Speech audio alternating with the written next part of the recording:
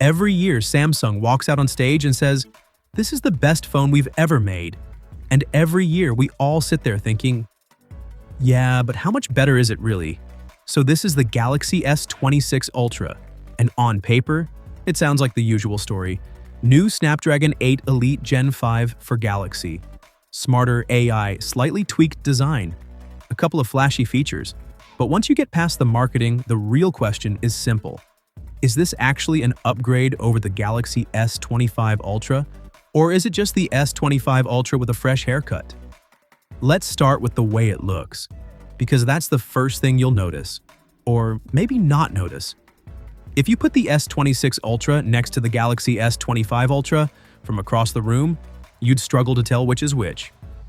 Same display size, similar bezels, same overall silhouette. But up close, there are a few changes. The individual camera rings are gone, and instead you get a more unified, slightly raised camera housing.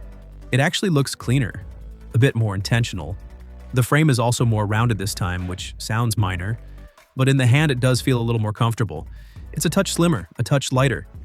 And that's because Samsung has quietly dropped titanium and gone back to aluminum.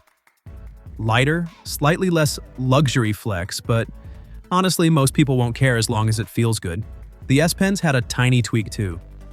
The tip is now slanted with a spring mechanism, and you can slide it back in either way without stressing about damaging it. No, Bluetooth features are not making a comeback. That ship has sailed. Overall, if you liked how the S25 Ultra looked, you'll like this. It's not a redesign, it's refinement. But here's where things get interesting.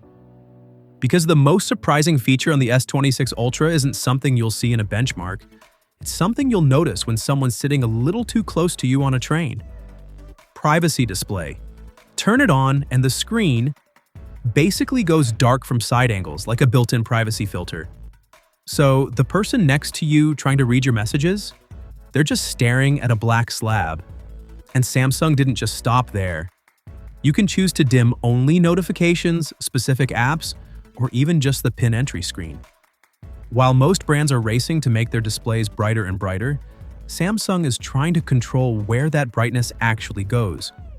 It's clever, it's practical, and weirdly, it might be one of the most useful features they've added in years. But yes, it's exclusive to the S26 Ultra. The display itself is now a true 10-bit panel, which means richer gradients and better color accuracy. Protection is still Gorilla Glass Victus 2 on both sides. The anti-reflective coating is still here. Brightness levels are broadly similar to the S25 Ultra, so visually it's more of a polish than a leap. Performance-wise, we've got the Snapdragon 88 Elite Gen 5 for Galaxy, which basically translates to it's going to be ridiculously fast. But raw power hasn't really been the problem for years now. Even the S25 Ultra was overkill for 99% of people. Interestingly, in India, the base Galaxy S26 and S26 Plus are getting Exynos. So if you're eyeing those, that's something to keep in mind. I'll be testing thermals, sustained performance, gaming stability, all of that properly in the full review before making any bold claims. Because honestly, the real story this year isn't the metal or the processor, it's the software. One UI 8.5 brings a wave of new features, and this is where the S26 Ultra starts to feel different. The AI tools are more deeply baked in. You can now just tell your phone to change something in a photo, and it does it. Right there, on device. No exporting, no third-party apps, no uploading to some cloud tool and waiting. You just say what you want, and it happens. And the results are surprisingly good. There's partial screen recording now, which lets you capture just a portion of your screen instead of the whole thing.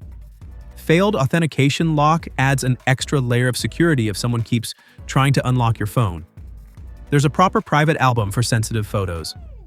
Weather animations now show up on the lock screen and even alongside alarms. And the editor actually keeps track of the changes you make to photos, so you can roll things back more intelligently.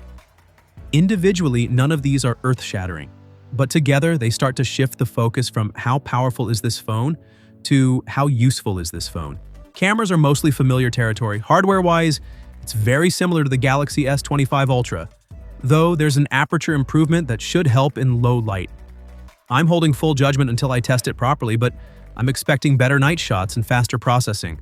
For video, there's now support for the APV codec, which is similar in concept to ProRes. High quality, more cinematic footage, but more efficient in terms of file size. If you're someone who actually edits on your phone or shoots serious video, that could be a big deal. Battery, real-world camera consistency, heat management during heavy gaming, those are the things that will decide whether this phone is truly next level or just very polished. So here's my early take. The S26 Ultra doesn't feel like a revolution. It feels like Samsung asking a different question. Instead of how do we make it faster, it's how do we make that power actually matter. If you're on an S25 Ultra, this probably isn't an instant upgrade unless you really want the new privacy features or you're obsessed with having the latest Snapdragon 8 Elite Gen 5. But if you're coming from something older, this might be one of the most complete packages Samsung has ever put together. Now, I'm testing everything properly. Cameras against the biggest rivals, battery endurance, long gaming sessions, how often I actually use these AI tools in daily life, and whether any of these features are gimmicks that you forget about after a week. Because specs are easy to read. Living with a phone? That's different. So what's your take on this? Share it down below in the comment section, and I'll see you all in the next one. Until next time, take care.